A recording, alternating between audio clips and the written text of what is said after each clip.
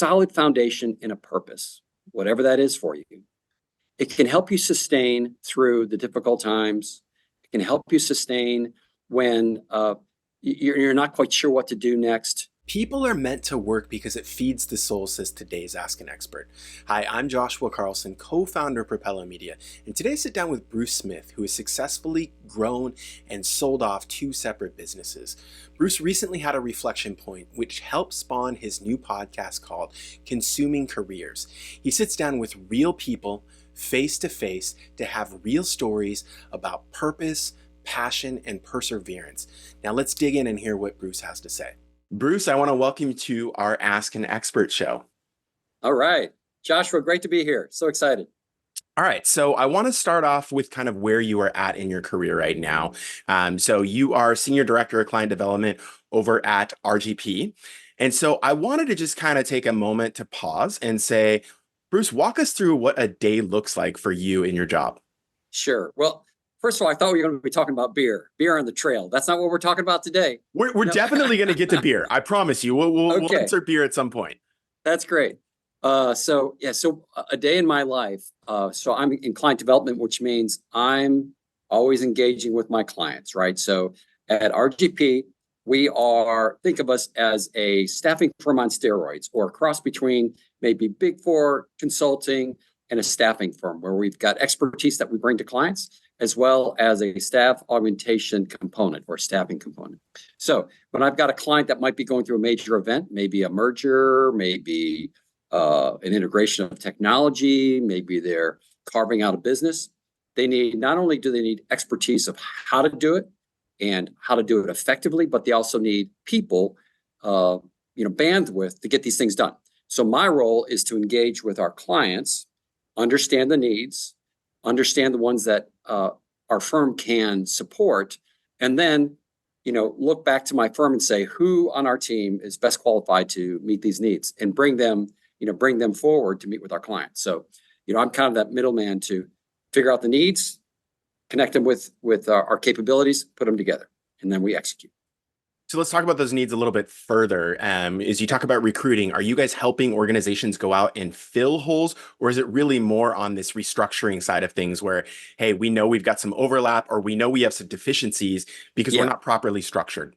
Yeah, it's mostly around consulting, not necessarily finding permanent people for their team. So we don't do that. We did that at one time. We don't do that now. So when you have a company that's maybe carving up, they're breaking their company into 2 pieces and they're going to sell off one piece. Well, there's just a ton of work that needs to be done to stand up new systems, because you were sitting on one system, right? And we had a team of people doing certain things, and we had one system. Well, we got to break that in half, and we need to create a whole new stand-up team so that we can sell that component off to whoever the buyers is going to be. So it's a combination of expertise and execution is what we bring to our clients, primarily under the office of the CFO. That's where we work. So accounting, finance, risk, internal audit, there's supply chain, project management, as well as change management. Those are kind of the bigger buckets. Okay. Well, I want to go further back in time.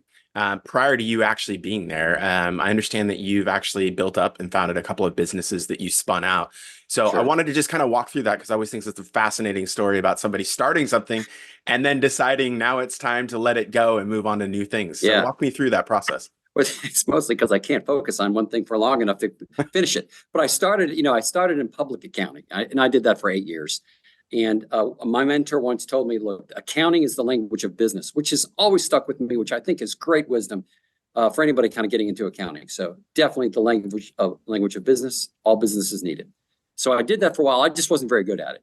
And look, it's hard enough to do it. And if you don't love it, it's just painful to walk through. So I did that for about 8 years.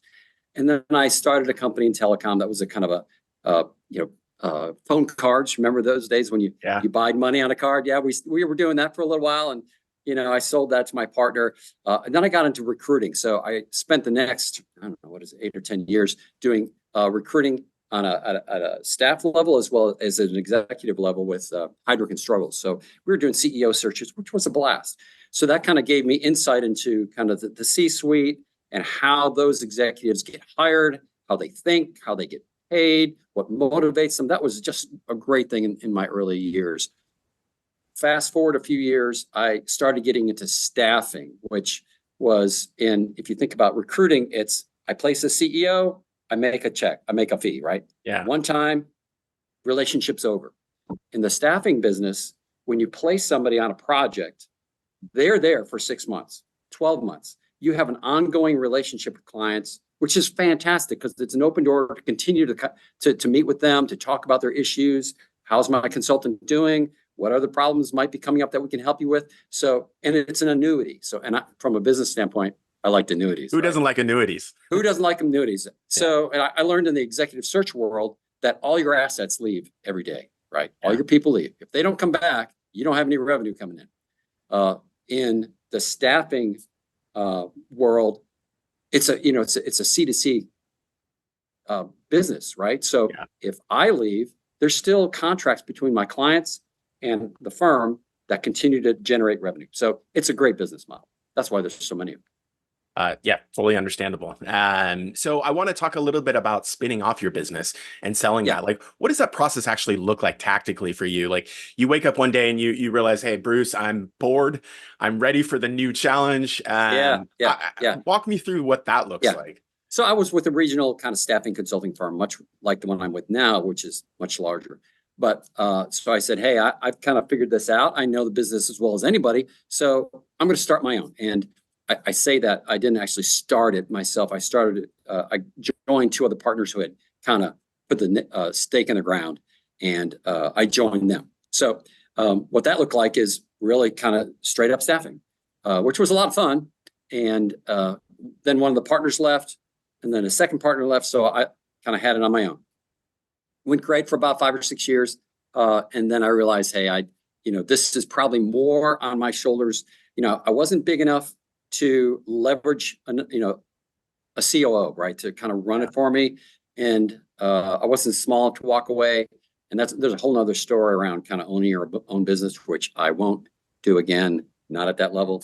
But it was just a great experience. So I'd actually brought in a friend who helped me sell it. So he was looking for an opportunity like the firm I had to kind of spread his wings.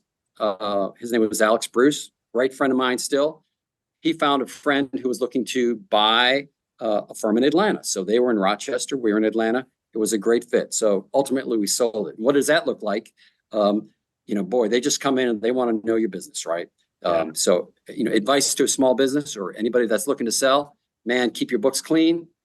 And honestly, I'll tell you this, Joshua, I built it to sell it, right? As an accountant, I had clean contracts, I had clean financials, I had clean, communication. So when the buyer came in, he said, hey, can you give us this reporting? I'm like, I have everything you need, all packaged up. I can push a button and give you all the data you need to do all the due diligence you want. And you can figure out what we're worth. I'm ready to roll, right? So that was, and we closed, I want to say we closed in like 50 days, which is pretty fast for kind of a messy consulting environment. So that was a great experience. And then I stayed on, with a contract with them for the next 4 years. Okay. And I think you kind of touched on it, but I do want to just take a moment for you to reflect backwards, which is to ask the question, if you had to do it slightly differently, is there anything you would have done differently looking back now and maybe having learned? Obviously, having clean books, that's probably the sole reason it closed as quickly as it did. But is there anything else looking backwards that you thought, oh, you know what? That would have been interesting. I wish I could have thought of that.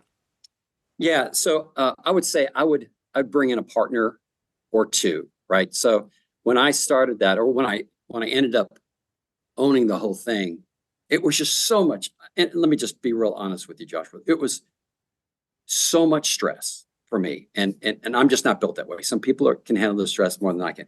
I was married, kids in private school. I had I had one big client where I had about I don't know, 250,000 in receivables, right? So in the staffing world, receivables, I mean, cash is king, right? So if you think about it, I'm putting people on billing at a client. I have to pay them every week. or maybe every other week. My client is 60 days out, right? So this was a large, Fortune 50 company that owed me $250,000 Yeah. and something like that, right? And I couldn't sleep, man. It was really stressful because I knew in the back of my mind, I thought, well, they could just decide not to pay me. Like, Right. what am I going to do, right? Yeah. So I'll tell you, that was a really, really tough time in the Smith family, and especially for me. I mean, it all worked out, but I'm telling you, man, that took years off my life. I mean, I can't even remember. There was this 8 month period where I don't even remember what happened with my family, my kids. Like Right. I was just somewhere else, mostly, 3 o'clock in the morning, Yeah. trying to make the pain go away. So it was hard times. So But looking back, and you were talking about partners, right? And you're talking about how yeah, those partners had kind of left and you're shouldering the load. Like looking back, would that have been maybe a time like a yes, COO coming in could have yeah, like helped shoulder that? yeah, yeah. Shoulder the risk, shoulder this decision making, kind of share and share in the wins, right? So even when I closed the big deal, I'm sitting in my office. It's just me, looking around. Hey, we won. Yeah. What do you mean we won? It's like, Bruce, you won, but you're all by yourself. So Yeah. just, looking back, I would have said maybe a couple of partners so we could all run faster together, Yeah. right? We could have built something much bigger, something far more successful. It's just too much for me in my Yeah. situation. It was too much for me. Yeah. And do you think in the moment it's just because everything is happening, right? And that you're shouldering this load? I'm sure you thought of it, but did that just seem like yet another thing that you're going to have to be burdened with to go out and find the right COO? Yeah, well, look, again, my friend Alex kind of showed up Okay. providentially. Yep. Uh, he had actually, it's funny, he had actually accepted a job somewhere else. We went to breakfast, and he goes, "Man, I'd rather be with you, than do this other." So he had to turn down that offer, and he started with me like the next week, and that turned out great, right? Yeah. Um, I really really enjoyed having him as a partner, and for a year we kind of worked on the business. I took a deep breath. I felt like I wasn't alone. Yep. Even though I had staff, still from an equity standpoint, from a response, from just a liability standpoint, Yeah. it was great to have somebody to talk to about it, to have on the same page. I So mean, yeah, who doesn't want two Bruces in there, leading the charge? no, nobody wants that, for crying out loud. That's right. All right. Well, I want to talk about purpose in life. I've heard you talk about this and the importance of having purpose in your profession and in your life. Um, Yeah, where does that originate with you as far as having that purpose? that's a great question, Joshua. So and even though I've got, and this, I've got this podcast that I've started. It's all around purpose and perseverance and passion. And I think, half of the reason I started that was so it would help me figure it out, right? I think I've got a half baked idea on that, but I do know that with a solid foundation and a purpose, whatever that is for you, it can help you sustain through the difficult times. It can help you sustain when you're not quite sure what to do next. Yeah. When, as Mike Tyson says, when you get hit in the face, right? Everybody's got a plan to Talk to get me in the then. face. Yeah. Yeah. So with a strong purpose, it's clarifying, right? So when my business isn't going well, or maybe when my relationships aren't going well, with a solid purpose that isn't dependent on something that's temporary, like health, money, your brains, name it, right? So, because you may lose those things. Think about the things that can be taken away from you. So if your purpose, if you're trusting in those things that can be taken away from you, sooner or later they probably will at Yeah. one point or another. And then where are you, right? So, for me, I'm a Christian, so that's a big part of my faith, right? How do I glorify God in what I do, right? Yeah. So that's my foundational purpose is I just want to make sure that I'm glorifying God through the way I treat people, the way I interact with people, just kind of everything I do, and the rest works out. So if for some reason I lose a big deal, or for some reason somebody steals something from me. I'm like, okay, well, what am I going to do in this? Am I going to retaliate, or am I going to try to glorify God in the way that I engage in this situation? So that would be kind of to answer your question around that's my purpose. And for me, that's a lifelong endeavor, right? Sure. And I think there's meaning behind that. And I think that makes life so much more fulfilling when you Yeah. have something kind of outside yourself that's your purpose. So is there a moment in time as you look backwards that you can think where the light bulb of that lesson actually started clicking for you? Because I think it's one of these things. I remember growing up as a child, and my dad was a sole proprietor. I saw him work hard every day, and he carved out a good Yeah. career for himself. And he Yeah. he would always say, "You can do whatever you want to do in life," right? And as a child, that just seems like, I mean, it's nebulous. I don't know. Like, I can't contextually understand what you're talking about. Yeah. Yeah. And so I do remember this seminal moment in my life where I was doing something unexpected that I never would have thought possible. And in that moment, I heard my father's words.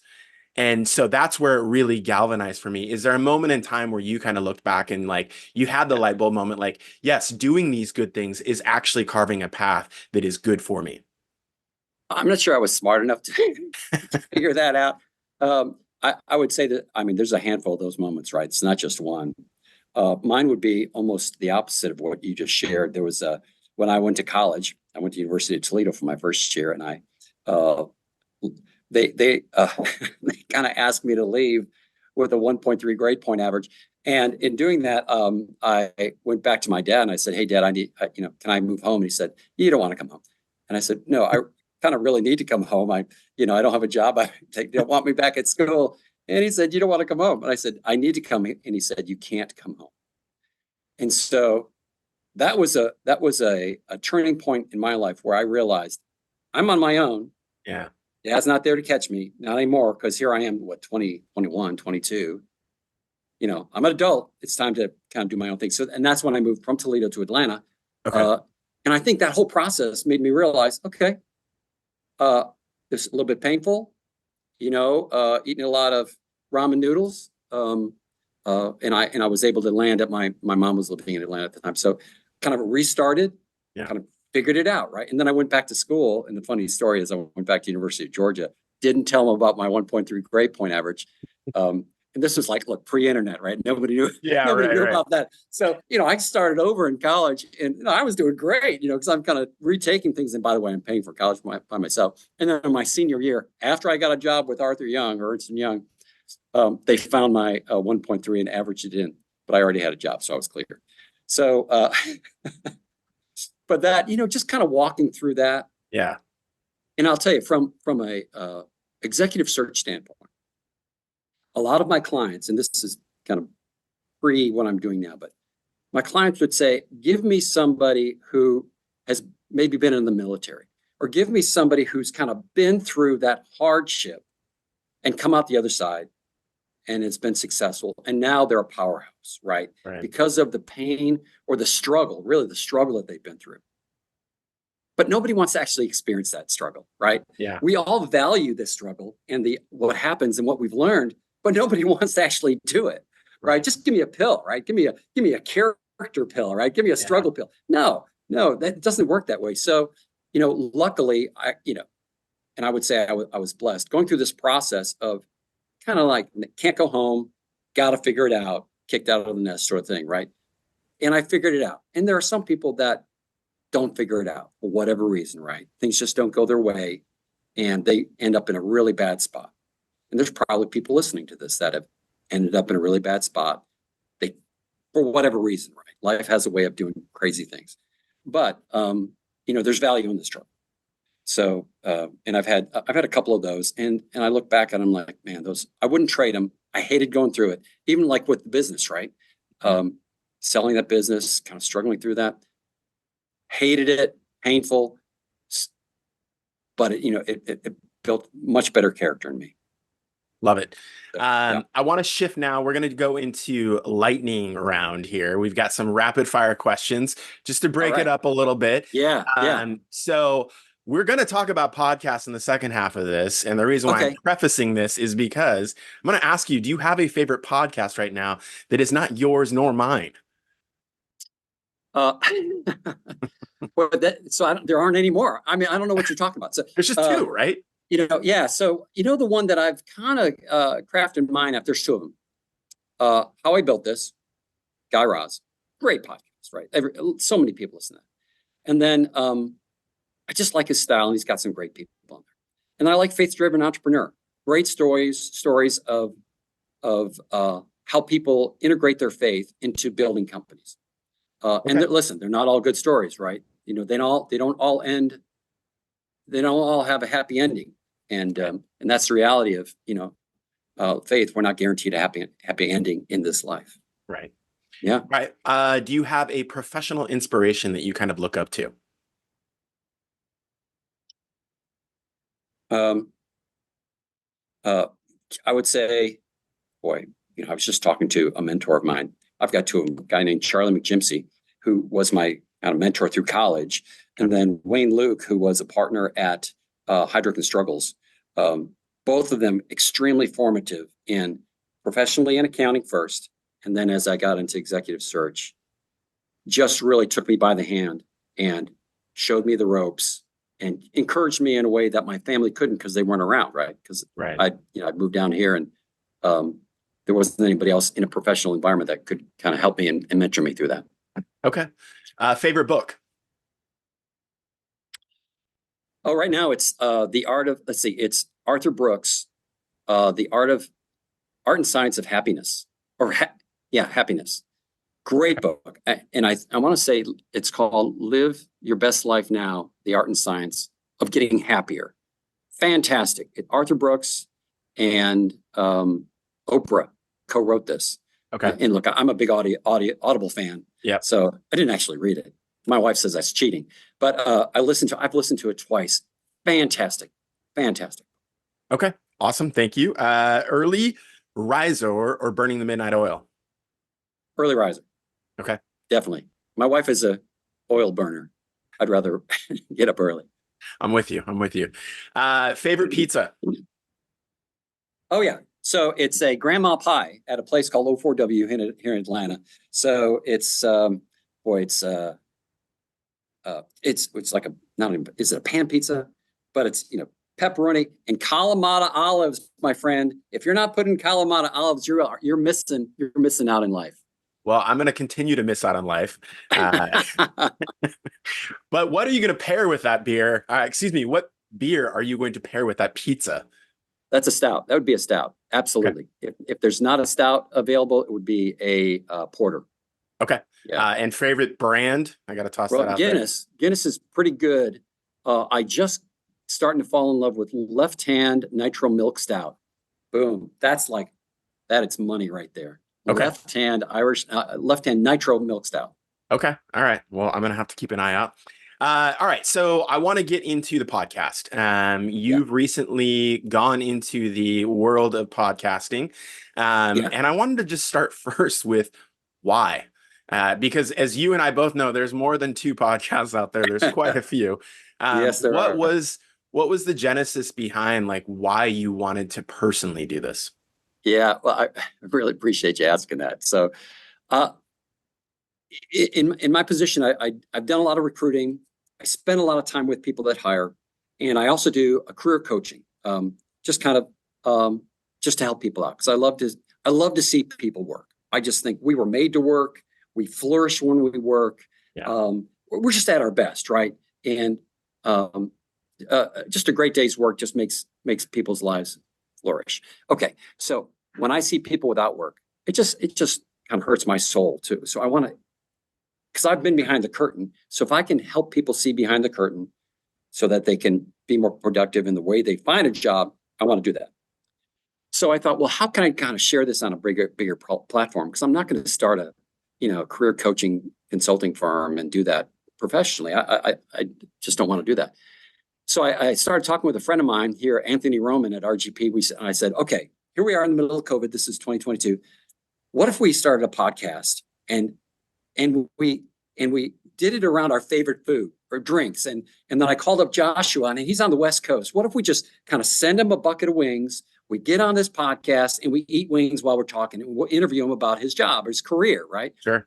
We thought that's cool. That's cool. So we kind of messed around with that for a little while, and then we couldn't get started. So after a while, he's busy, I'm busy, and I thought, if we're going to get this thing started, I'm just going to do it, and then I'm going to invite Anthony with me. So I just did it. Okay. And somewhere along the way, we came up with the idea of consuming careers, right? We're trying to figure out, how do we tie food in with careers? So, and I just thought that's like a perfect name, consuming careers. It goes so many different ways. So I just started, and Joshua, as you probably have experienced, I didn't know what I was doing. So I just started and started interviewing somebody that I knew to make it easy, right? Somebody wouldn't beat me up because I had bad questions. And it was pretty good. And I think with each one, it gets a little better. And as you probably know, mine is, I've chosen to take the path of always in person, always on location. Right. So this week, I did one with a guy named Russ Yeager, who is, dude, when you see him, he's like 6'6", and he's got like negative 3% body fat. So he owns these gyms, but he's like, I help people over 40, professionals get in shape so they can live productive and be productive in their careers. Yeah. So we do this in his gym, right? And you hear the banging in the background, you hear people talking, but it's just so organic and authentic, face to face, at a table, engaging in a conversation. So I've just had a blast, Josh. We just had a blast doing these things. I'm always just energized after these. And I haven't figured out a way to monetize it yet, but it's coming. We're working on it. It's coming. I want to ask you about this interest as far as helping people. How does that, it sounds like that's kind of like your through line as far as where you want to stay focused. How does that influence what guests you're looking at? How does it influence maybe how you just kind of structure the actual interview process in itself? Yeah. Well, so my first criteria is not if they're an expert, right? What I'm looking for is a story of either purpose, passion, or perseverance in their career. And so that's what I'm looking for. So, and I don't care if it's the CEO of whatever, right? I just want that story because I think, at least my audience, they're looking for someone who's relatable, right? So, and there's plenty of podcasts, and they're interviewing people that I'll never be able to meet, and that they're fantastic. That's great. But the pool I'm in just may not be that. Well, maybe not yet, but it could be in the future. But I'm looking for those relatable stories of people that have been faced with challenges and persevered, and in a relatable way that the listener can say, wow, if Steve can do that, or if Julie can get through that, then maybe I can too, right? Transparent conversations to help people work through. Now, it's normally about the course careers, right? We're talking about careers, but it always kind of flows over into life. So it becomes a bigger conversation of how did this event not only impact your career, but how did it impact your life and everything that wraps around it. So it's a bigger conversation, but the entry point is the career. Okay. And I'm interested just kind of in the format that you've talked about as far as going on location. So you're in Atlanta right now. I'm outside of Portland, Oregon. So we're about as geographically far away in the country as we can be. Right. But you've decided to create a podcast where you're literally throwing the gear in the car and you're traveling to location. How did that start as an idea? And then how did you start thinking about it after you started doing it? Well, I'm not sure how it started as an idea. I just like the idea of being in person. And when we threw in the idea of food, I thought, well, instead of sending people food, let's just go meet at a restaurant or a bar or whatever. And so like the first one was at a coffee shop that was also a bike shop. So, it was just a really organic environment. So we're sipping coffee and there's people getting bikes and there's, kind of people moving around. It's all great. Now, backing up a little bit. So I'm a musician. And I used to have a recording studio in my house. So I have all this gear. So at least I had a head start on types of microphones to use. I had all the cables. What I needed was a portable recording device. Did a bunch of research, and I realized, man, I got this thing that's probably a 6-inch by 4-inch battery powered. Everything I've got is battery powered. I can set it up in 10 minutes. I'm ready to go. No video, right? Yeah. So I took the path of no video just because that just complicates things for me. Yeah. And I figured I never get started if I have to do video. And honestly, video like this is so much easier than on site, on location. Oh, So 100%. yeah. So once I put the stake in the ground for on location, that really excluded the idea of video. I need a team, I need a lot of money, and I just wanted fewer and fewer roadblocks to get started. And maybe, if any sponsors out there want to sponsor my podcast so that I can get some cameras, maybe I'll do that. But that's like a full-time gig, and I'm just not up for that. I kind of like this on the side. I try to do one a week. That's sort of manageable depending on what's going on in my life. So, I batch them. I might do 2 or 3 in a week and then kind of roll them out. So that seems to work. So talking about a full-time job, you have a full-time job. Yes, I do. And you're like, hey, I think I'm going to go start this. How does it work, right? Because this isn't your company's podcast. This is literally your podcast. That's right. Walk me through kind of that evolution to where this is possible for you to juggle both simultaneously. So I do a lot of them either early in the morning, late in the afternoon, or on the weekends. Okay. I don't necessarily try to find people that are in my industry, although that would be great to kind of wrap them in. Look, my typical client is a CFO, right? And I have not to date interviewed any CFOs, but I will say this, from a sales standpoint, and for the sales folks out there listening, having a podcast where it's not necessarily self-promoting or promoting my company creates a whole interesting conversation with my clients. Like when I'm talking to somebody new, they're going to check me out. They're going to, who's this Bruce guy calling on me? And there invariably comes up, man, I saw your podcast. Why are you doing that?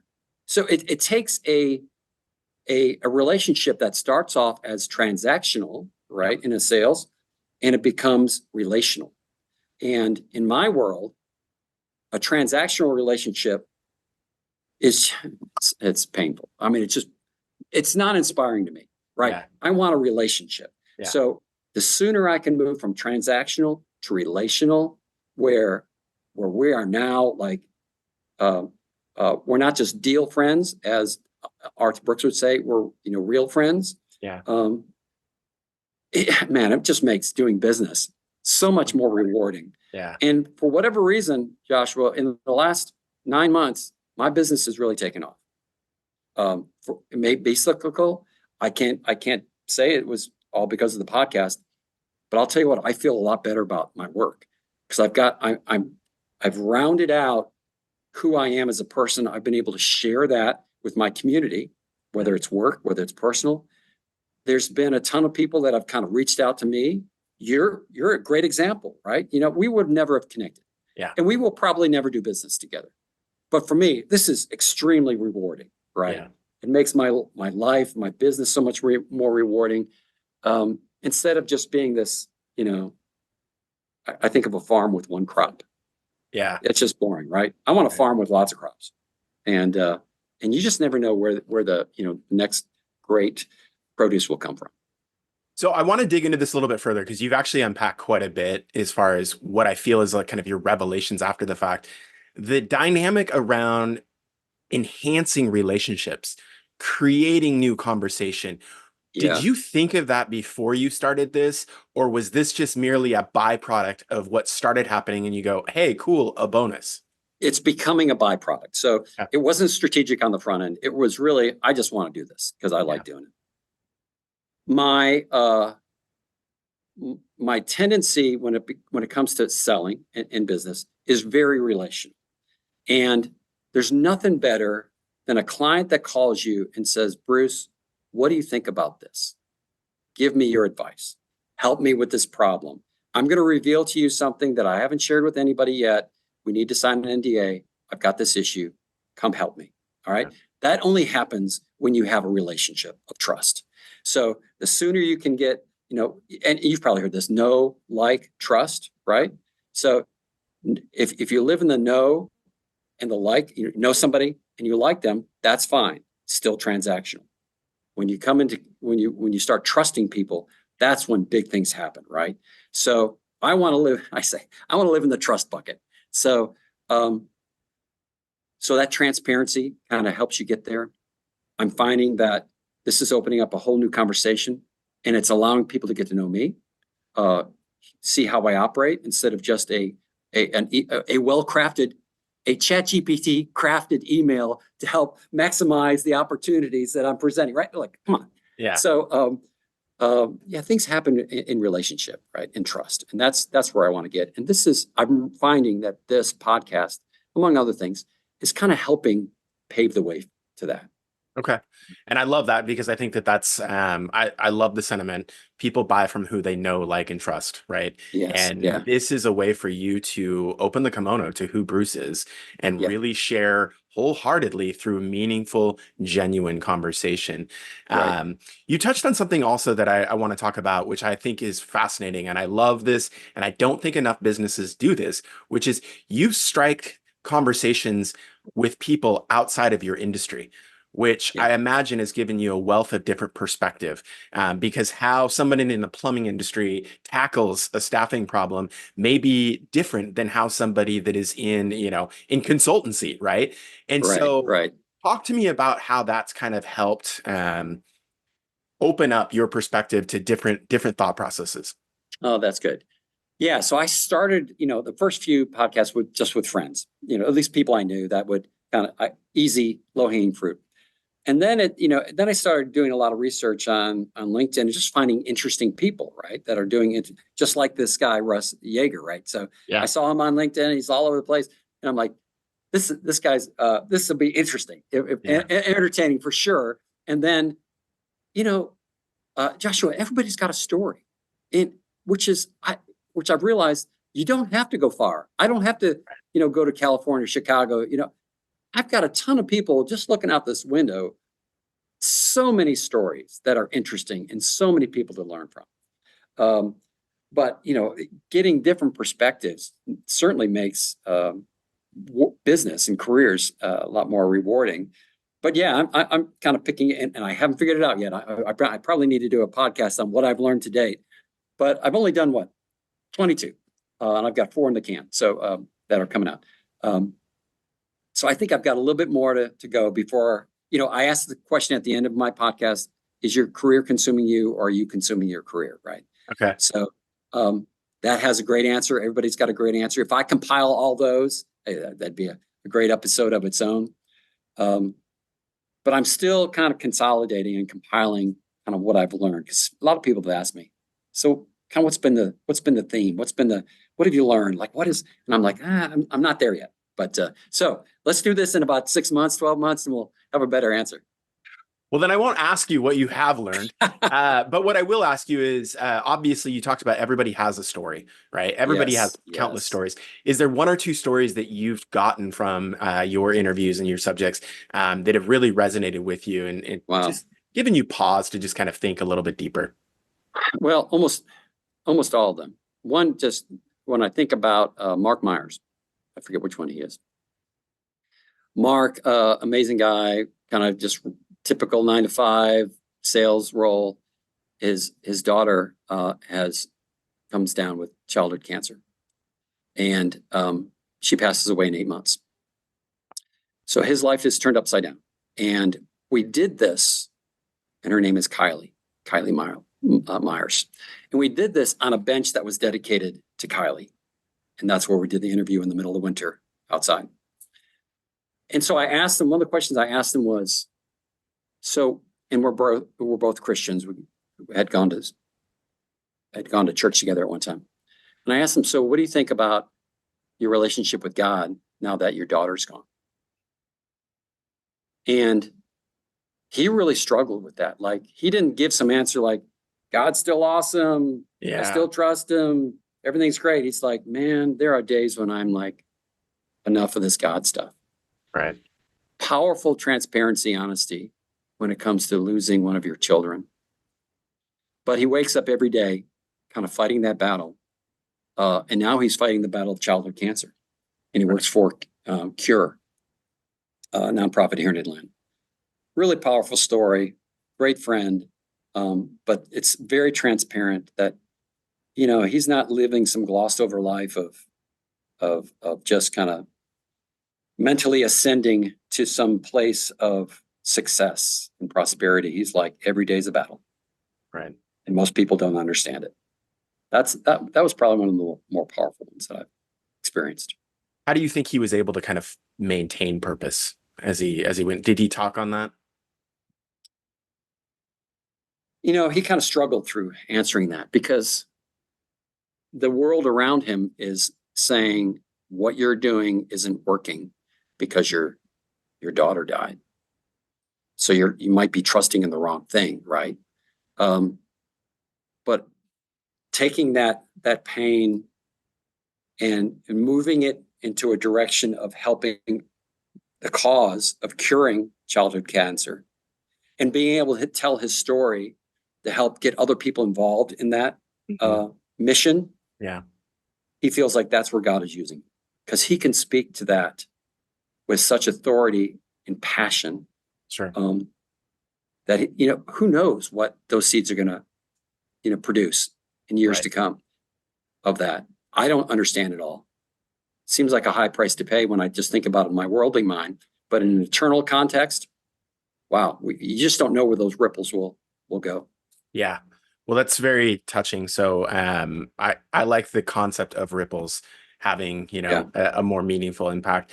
I want to just get back to you because I think one of the things that I've come to appreciate is that when you have a genuine conversation, you're able to get meaningful things out of it. But when it's recorded for history, you do kind of reflect back, and I think it's a tool that I've been able to grow. How has it shaped you hosting a show, asking questions, looking for nuggets? How has it influenced how you do your day job? Oh, that's pretty good. I found myself interviewing people more when I talk to them. So, and I've realized, look, I'm a bad listener, and I'm really working on that. So I'm going to go, I'll back up because you asked about like structure of the podcast. So I take some time to think about, what I'm going to ask, do some research on who I'm going to talk to so that I can get real specific about a specific event in their life and explode that with them. Right. So, and I've stepped on some ledges to challenge people in their thinking, to make them explain themselves. And hopefully I'm doing that in a way that's not like really upsetting them. But answering your question around what have I learned about kind of how do I apply that in my work? I think I've just realized I need to listen better, and bring out from people kind of the deeper meaning of what they're talking about. And so I found myself just challenging people more, even at work. Let's see, I don't know who's all going to watch this, but we had a meeting a couple of weeks ago, and our CEO was here, right, from California. Yeah. And I just felt emboldened to ask a little more penetrating questions about what are we doing, about our plan, like our annual plan.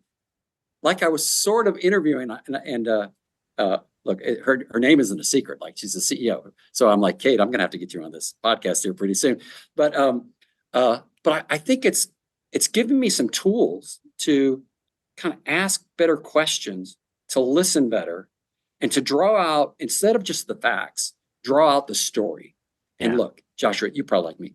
You love a good story. I love a good story. Of course. I quiz my kids' friends. When they bring a friend over, I'll say, Steve, tell me a story. Frankly, I don't care if it's true or false. Just tell me a story, while we're eating dinner.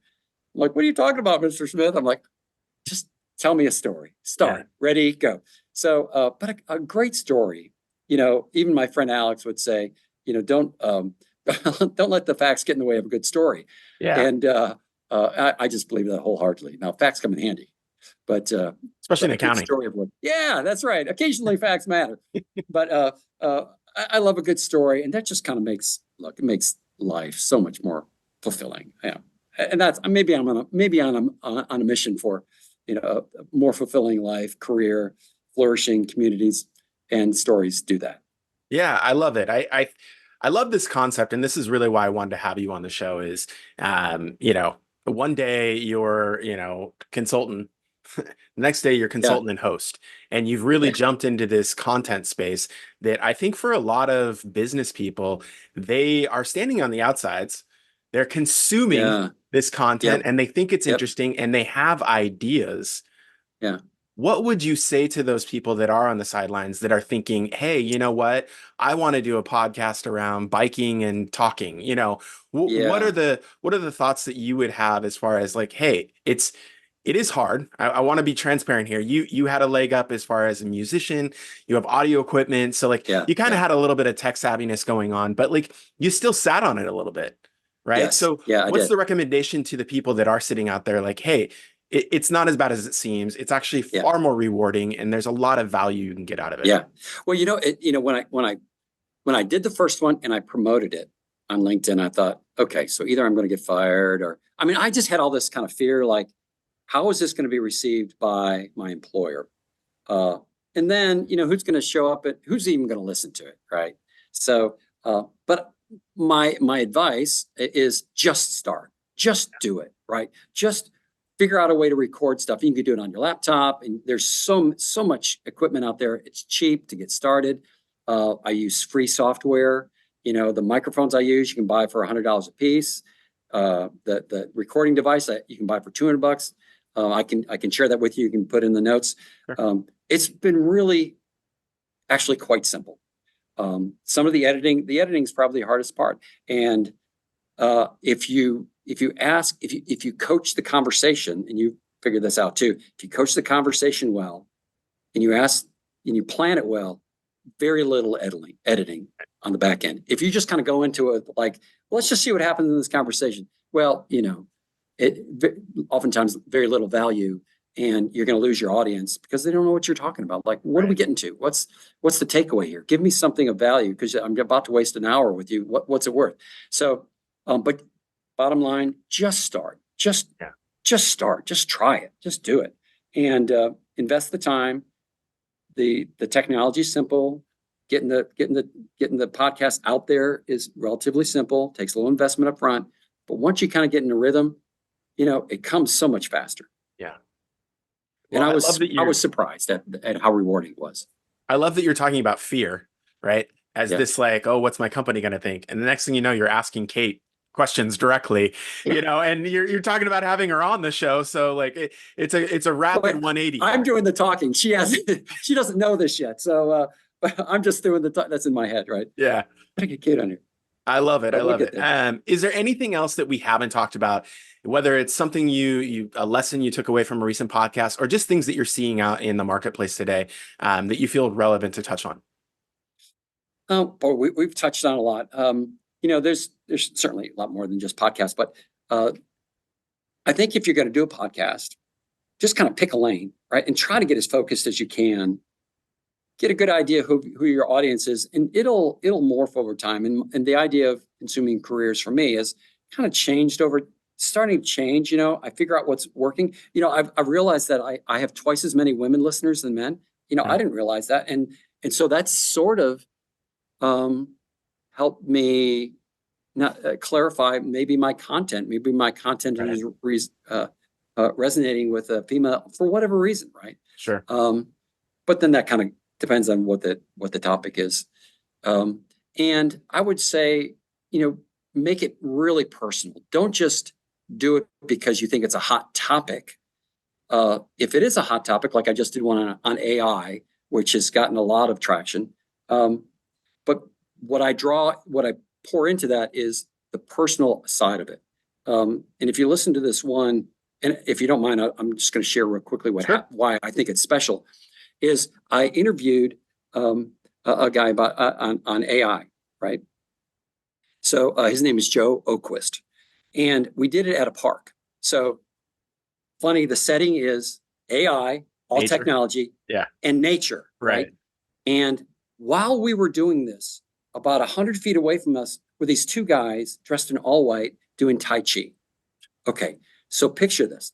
They're going through their Tai Chi, peaceful, no technology, spiritually, just a completely human, experience. And we're talking about AI, right? Yeah. So the contrast, I'm looking over his shoulder and there's guy kind of slowly, and I'm asking him all this technology questions. So just that dichotomy was kind of, Yeah. going through my mind. And I try to share that, and I say it at the very, say, picture this while you're listening to this conversation, picture two men doing Tai Chi in a very human, experience, and the contrast between this AI technology discussion we're about to Sure. have. So, and so that was just me kind of pouring who I am into my observation about that topic. So yes, interesting AI stuff, fascinating, very educational. But there's this whole kind of bigger picture around AI that people are like, talk about fear, Yeah. anxiety. Yeah. That's kind of the angle that I kind of touched on that one. Well, So, I love how you painted a picture, and I think that that's great. And obviously, with a podcast only, where it's just purely audio, you have to paint that scene because yeah, the yeah, viewer has no way to contextually see it. yeah, But I like it because I just feel like, at least for me, and it sounds like for you as well, doing this, your eyes have opened up more. And yeah, you yeah, touched on it explicitly earlier. Like, I'm not a great listener. This has yeah, helped me listen more. It's helped yeah. me hear something and go, That's right. maybe that's not quite it. I need to dig deeper, right? Because Yeah, that's it right. sounds like they're touching on something, but they're not quite. That's not really what's happening right Yeah, now. and that's kind of the art, right? Is like you've got your 20 questions, but you're also reacting, right? Right. You're reacting to where your guest is going, right? And you want to follow them there if it's meaningful because you don't know what they're going to say. So um, I've got questions, but there's a whole list of things that they may go off on that I want to follow them there as Right. long as it doesn't go too far. Sure. you know and you touched on something about painting a picture. So like with my kids, they want to show me something on their phone. I'm like, don't show me your phone, describe it to me. Yeah. Right? Don't show me another video, just describe like what was it and how did you experience it. Right? So Yeah. tell me the story, paint me a picture, and let my mind do the work. Right? Yeah. I love it. I love Yeah, it. Well, Bruce, this has been fun. I really appreciate having you on. And honestly, I love where you're at. Kind of remember this early stage, right about yeah, 20 in, and you're just yeah. really starting to hit stride. So I look forward to having you back in 6 months so All we can right, talk about like how this evolution and what lessons you have learned. Joshua, I really appreciate you inviting me on. This was a treat to get together and to meet you, talk more, get to know you, and excited to share a beer with you in the future. Huh. I'm going to hold you to that. All right, let's do it. All right. Thank Thanks, you. Bruce. Well, that wraps another Ask an Expert episode. I want to thank Bruce for coming on and sharing his personal story. I was really fascinated by why he started his podcast as an effort to help others. But what I love more is that it helped him as an individual as well as professionally. So if you've been sitting on an idea, if you're on the sidelines, follow Bruce's advice and just do it. Turns out it's not as hard as you think, and it's going to be far more rewarding than you could have imagined. So, with that, hit the subscribe button so you're automatically notified when our next episode drops. If you have a question, add it in the comment box down below. Otherwise, I hope you have a wonderful day and keep propelling your business forward.